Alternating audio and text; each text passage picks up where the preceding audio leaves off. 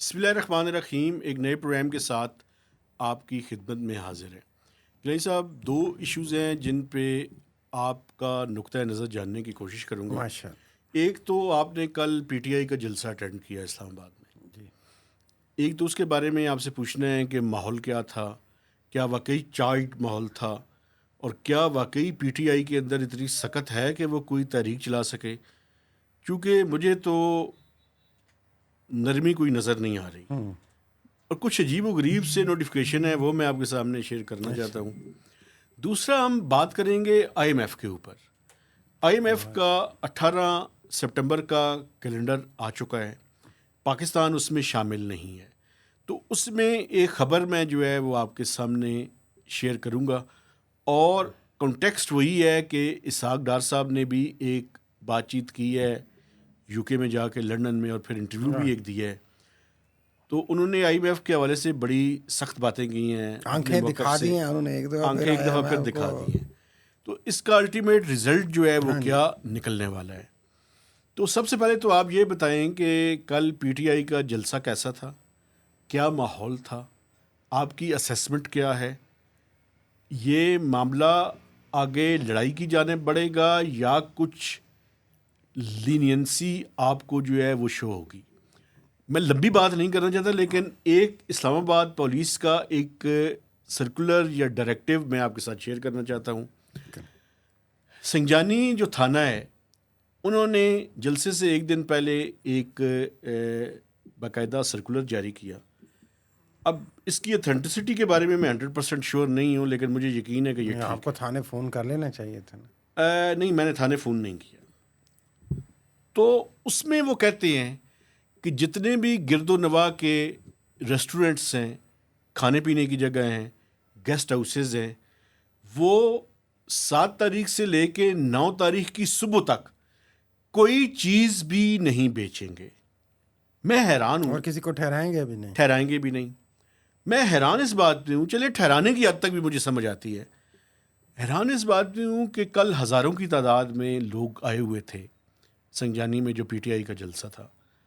क्या वो भूखे वहाँ पे रहे होंगे या क्या किया होगा उन्होंने। मैं मतलब आप क्यों इस तरह का ऑर्डर जारी करते हैं, मुझे समझ नहीं आई।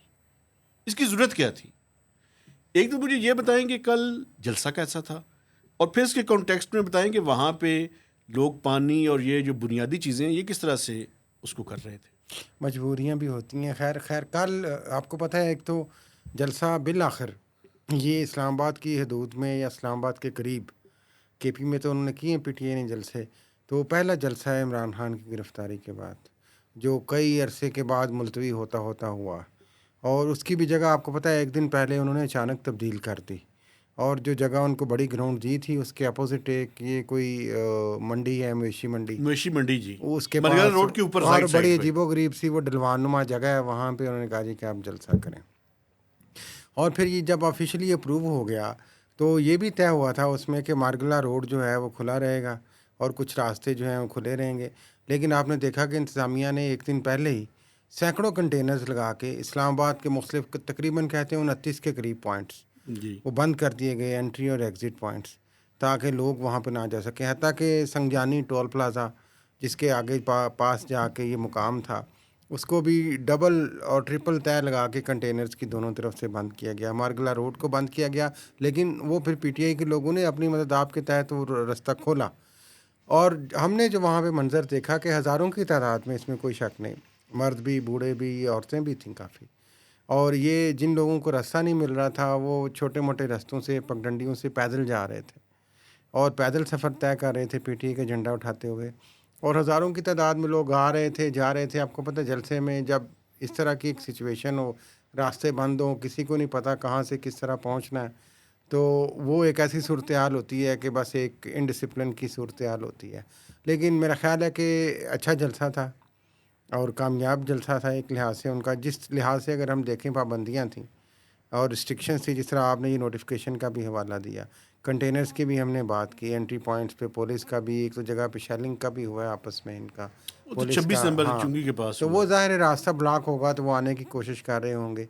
तो उस लिहाज से तो एक अच्छी प्रेजेंस है, लेकिन रिलीफ, ऑब्वियसली रिलीफ की सूरत हमें नज़र नहीं आती। एक बहुत चीज़ जो उस जलसे से निकली वो यही निकली। ज़ाहिर है अपोजिशन, जो इनकी अपोजिशन है, ये जो हुकूमत है वक्त की, और उनके जो साथी लोग हैं वो तो यही कहेंगे कि यार कुछ भी जलसा नहीं था और फेल हो गए और नाकाम हो गए। और जब आप सारे रास्ते बंद करके शाम को यही कामयाबी का ढोरा पीटेंगे कि यार ये तो बंदे नहीं इकट्ठे कर सके आप।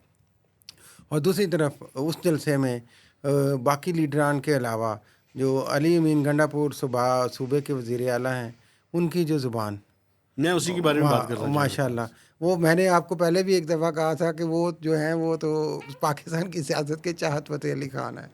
तो उनकी ज़ुबान ऐसे ही है, उनका जो लहजा है, उनका जो कंडक्ट तरीका ऐसे ही है, रहेगा। कंडक्ट उनका ऐसे ही रहेगा। उनसे क्या तवक्को रख सकते हैं आप? उन्होंने जो चीफ मिनिस्टर पंजाब के बारे में पंजाब के बात अलावा की भी है, जनरली भी जिस तरह की वो मुझे बातें अच्छी करती नहीं हैं, लगी वो। केपी के गवर्नर के बारे में जिस तरह वो बात करते हैं, मेरा ख्याल है कि वो एक वज़ीर आला के मनसब के किसी भी अच्छे मनसब के आदमी को ये सूट नहीं करती इस तरह से ठीक बात बातें है। करना।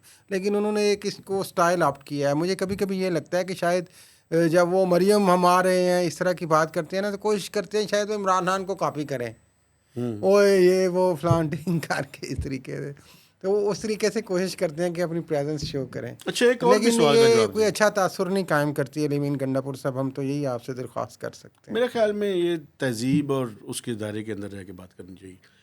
जो जीबी के एक पीटीआई के लीडर हैं, उन्होंने आपके प्यारे जो हैं मोहसिन नकवी साहब, उनके बारे में भी गुफ्तगू फरमाई है। वो भी मेरे ख्याल में बिलो द बेल्ट थी। हाँ, बस ऐसे ही है। ये देखें, असल में देखें, ऑब्वियसली एक तरफ फ्रस्ट्रेशन है जब आपको रिलीफ का कोई इम्कान नज़र नहीं आता कोशिश के बावजूद।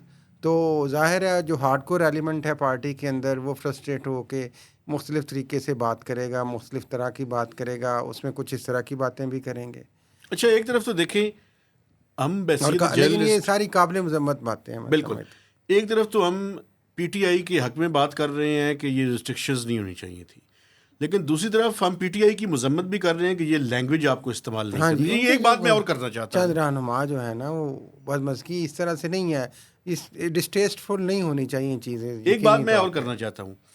देखें, ये जो हुकूमत है ये और रियासत है, कल सारा दिन ये जो इलाका है जितना भी, हाँ जी, इसको ये भी इन्होंने जो एक इंटरनेट फिर बड़ा हुआ था पूरा इंटरनेट दिन। भी बड़ा हुआ था। और देखें, जब आपने इजाज़त दे दी है तो ज़रूरत नहीं थी इस तरीके से आप 29 पॉइंट्स को बंद करके 29 पॉइंट्स को बंद करने की इजाजत थी, और कंटेनर्स दूसरा पीटीआई को भी जो रवात तक कंटेनर्स थी वो फुलफिल करनी चाहिए। चलें, कंडीशंस भी फुलफिल हो जाती हैं। देखें, जब जलसा हो गया ना, अब जलसा तो हो गया, चलें, एक जलसा होना था, आपने इजाज़त दे दी, तो थोड़ा सा ऊपर क्या तो नीचे क्या, इससे कोई फ़र्क नहीं पड़ता वैसे मेहताब साहब। लेकिन वो 7 बजे का टाइम था ना, उसको वो कंप्लाई कोई करना कि चाहिए आपको था। पता भी है जलसों में तो लोग टाइम पे आते भी नहीं है ना। बिल्कुल, ये बात भी ठीक कर ये रहे हैं आप। तो ऐसे ही ये चलता रहता है। लेकिन जब मैं आपको आपने एक बात बताऊं, एक मकसद पर्सनल ये है कि जब एक्सपीरियंस आपने बताना चाहता फराख हूं। दिली से इजाज़त दे दी, तो फिर ये छोटी छोटी चीज़ों को आप अपने आप को एक भी मैं आपको बेवकूफ़ पर्सनल हुकूमत ना आपको करे, इंतज़ामिया बेवकूफ़ ना करे अपने एक आप को। पर्सनल मैं आपके साथ शेयर करना चाहता हूँ।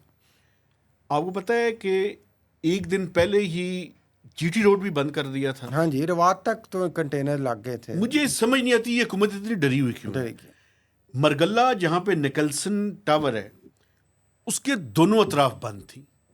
और मैं आपको पर्सनल अपना एक्सपीरियंस बताता हूँ। मैं रात को जब वापस जा रहा था इस्लामाबाद से सैटरडे की नाइट को, तो मैंने देखा कि कुछ फैमिलीज़ को अब उन्होंने एक रास्ता अपनाना था जिसके बारे में उन्हें पता नहीं था। वो फैमिलीज़ परेशान थी। एक बच्चा मेरे पास आया उनका, और उसने कहा जी कि मैंने यहाँ से निकल कर वाह की तरफ निकलना है, तो आप मुझे गाइड करें। मैंने उससे कहा यार मैं आपको बिल्कुल गाइड करूँगा, लेकिन अगर मैं रास्ता खुद भी भूल गया तो परेशान नहीं होना आपने, आप गाड़ी मेरे पीछे पीछे लाएं। अल्लाह का शुक्र अदा मैंने किया कि मैं रास्ता नहीं भूला और हम जहाँ पे उन्होंने पहुँचना था वहाँ पे पहुँचा दिया। ज़ाहिर है जो पब्लिक को तकलीफ होती है इस चीज़ बड़ी से। ज़्यादती है ये। और ये नहीं, मैं जो पंजाब के मुख्तलिफ इलाकों से लोग आए थे जलसा में, आखिरी बात कर लें इस पे, उन्होंने ये बताया कि जेहलम से आगे रुकावटें ही रुकावटें थी। अच्छा, हाँ जी, ये बड़ी ज़्यादती है, ये रवा था। कंडेमनेबल है।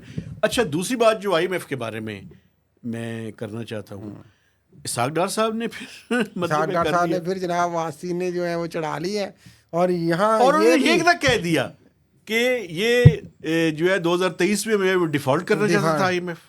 हाँ जी, और अभी भी वो कह रहे हैं कि ऐसी हरकतें कर रहे हैं और हमें डिस्टेबलाइज करने की कोशिशें कर रहे हैं जी। और ये बात उन्होंने पाकिस्तान में नहीं की, लंदन में जाके की है। और एक और बात मैं आपको एक खबर दे रहा हूँ, ये 18 तक जो है वो कैलेंडर आ चुका है। उसमें नहीं है पाकिस्तान। अगले 3 से 4 दिनों में अगर पाकिस्तान का LOI साइन नहीं होता, अच्छा जी। जो कि लेटर ऑफ इंटेंट है, जो कि फाइनेंस मिनिस्टर ने और गवर्नर स्टेट बैंक ने साइन करना है, वो नहीं होता, उससे पहले वो कंफर्मेशन चाहिए एक्सटर्नल फाइनेंसिंग की। पाकिस्तान का केस अक्टूबर में चला जाएगा। सही है।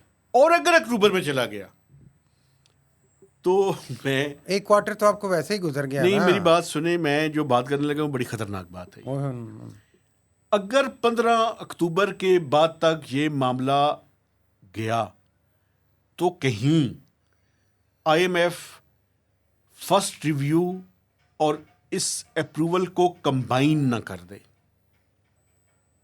ये खतरा है और ये खतरे की घंटी है और ये बिल्कुल पाकिस्तान के लिए अच्छा नहीं। नहीं तो कंबाइन करने से क्या होगा? कंबाइन करने से क्या, बड़ा अच्छा सवाल है आपका। कंबाइन करने से ये होगा, नए इश्यूज सामने आ जाएंगे। नए इश्यूज से क्या मुराद है? जब आप पहले क्वार्टर में चांसेस है, खतरा है कि FBR का शॉर्टफॉल 200 अरब रुपए से ज़्यादा का एक्सपेक्टेड है इस महीने और पहले क्वार्टर का टोटल। जो FBR की इंटरनल असेसमेंट है वो ये बता रही है कि 200 से 220 अरब रुपए के दरमियान पहले क्वार्टर का शॉर्टफॉल होगा। तो IMF इस तजवीज़ के साथ सामने आ सकता है कि हम बोर्ड में उस टाइम लेकर जाएंगे, एक तरफ तो ये एक्सटर्नल फाइनेंसिंग हो, दूसरी तरफ आप एक मिनी बजट लेकर आएँ और पार्लियामेंट से पास करवाएं। क्योंकि वो जो मैं आपकी बात समझाऊं कि जो जाहिर है अभी चूंकि आपका प्रोग्राम साइन नहीं हुआ और आगे वो अप्रूव नहीं हुआ फॉर्मली, तो जो 3 महीने का अब ये सारी सिचुएशन डेवलप हुई है जी जिसमें शॉर्टफॉल भी है FBR का, और जिसमें ये सब्सिडीज़ आपने दे दी सारी, और बहुत सारी जो बारीक काम आपने डालने की कोशिश की है, वो सारा भी उस बास्केट में आ जाएगा। और वो कहेंगे कि इसको कवर करने के लिए भी साथ में कुछ करें जी, और फिर वही एक गरीब वहाँ पे बोझ पड़ेगा। लेकिन ये जो इसहाक डार मोहतरम डिप्टी वज़ीर आज़म, इनका जो बयान है, क्या आप समझते हैं कि ये एक तरह की ललकार है, एक ब्लैकमेलिंग है, एक वार्निंग है, या एक तरह का एक नई स्ट्रेटजी है? क्या है ये IMF के लिए? मुझे ये लगता है कि क्योंकि पहले भी इनकी बातों से काम खराब हुआ था और प्राइम मिनिस्टर ने इंटरवीन किया था। तो IMF क्या फिर ये इन चीज़ों को नहीं देख रही होगी? It's a war of nerves. War of nerves से मुराद क्या है कि IMF भी कोई इतना पॉलिटिकल इंस्टीट्यूशन नहीं है, बिल्कुल ही। वो भी कुछ गिव एंड टेक करेंगे ना, कहीं पे कुछ बातचीत वो होगी। भी जो है ना, हमें ये जो टैक्टिक्स हैं वो इस्तेमाल कर रहे हैं, तो इधर से भी उन टैक्टिक्स का जवाब, ये बड़ा, मैं ज़ाती तौर पे ये समझता हूँ, इसहाक डार साहब को मैं जानता हूँ, कैलकुलेटेड मूव है ये। और ऐसे नहीं है कि उन्होंने ऑफ द कफ जल्दी में आ गए या किसी बात को ट्रिगर हो गया, सोच समझ के उन्होंने एक बयान दिया है, क्योंकि डिले हो रहा है और पाकिस्तान को नुकसान हो रहा है अब जी। तो जितना डिले होगा आप तो... ये देखें, मैं अक्टूबर की जो बात कर रहा हूँ ये बड़ी इंपॉर्टेंट बात है, इसके बहुत सारे इम्प्लीकेशन सामने आने शुरू हो जाएंगे। पाकिस्तानी अथॉरिटीज चाहती क्या है?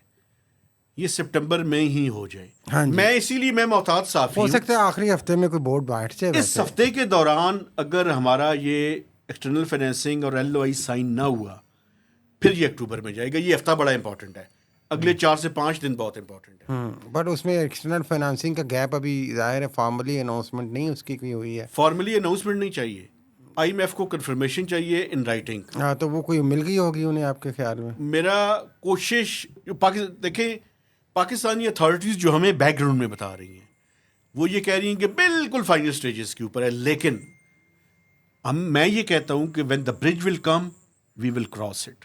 मैं अपनी तरफ से क्यों कहूं कि होने वाला है, ये नहीं होने वाला। लेकिन अभी भी एक उम्मीद हम रखते हैं कि सितंबर के आखिरी दिनों में हो सकता है कि ये मामला सेटल हो जाए बोर्ड के। अगर ये हो गया, क्योंकि 18 के बाद अभी जाहिर है एक तो बोर्ड वो जब मर्जी कॉल कर सकते हैं 2 हफ्ते के उसकी नहीं ना, ऐसी बात नहीं है ना। मैं क्यों कह रहा हूं कि ये हफ्ता इंपॉर्टेंट है, ये देखने वाले भी समझ लें, आप भी समझ लें।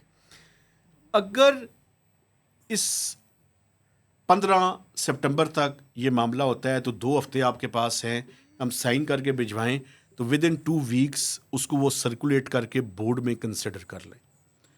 अगर ये ना हुआ और 15 अक्टूबर की मैं अब बात कर रहा हूँ, 15 सितंबर से मैं आगे निकल के अगली बात कर रहा हूँ, 15 अक्टूबर तक भी ना हुआ, यानी 1 महीना बाद भी, फिर ये मामला मजीद पेचीदा। गड़बड़ की तरफ और पेचीदगी की तरफ बढ़ जाएगा। हाँ, लेकिन अभी हम उम्मीद ही करते अभी हैं उम्मीद कि है कि इसी महीने के दौरान, आखिर में शायद कुछ हो जाए, तो तवक्को है LOI इनको भेज। इस वीक के दौरान होना चाहिए। हाँ, और हो सकता है ये जो सागडार साहब का जो बयान है ये भी कुछ काम करे, इसी स्ट्रेटजी का हिस्सा हो।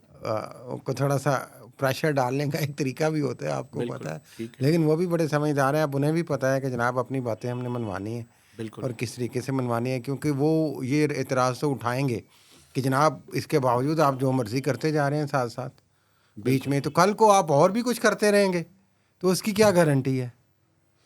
बड़ी कॉम्प्लेक्स और पेचीदा सूरत हाल है। मेरे ख्याल में हमने काफ़ी बात कर ली है। मैं अपने देखने वालों से गुजारिश करना चाहता हूँ कि मेरे चैनल को सब्सक्राइब करें, इसकी शेयरिंग करें और मैक्सिमम कमेंट्स दीजिएगा। और इस प्रोग्राम को आप पावर FM 99 रेडियो स्टेशन पे सोमवार, बुध और हफ्ते को 4 से 5 बजे सुन भी सकते हैं। इजाज़त दीजिए। अल्लाह हाफिज़।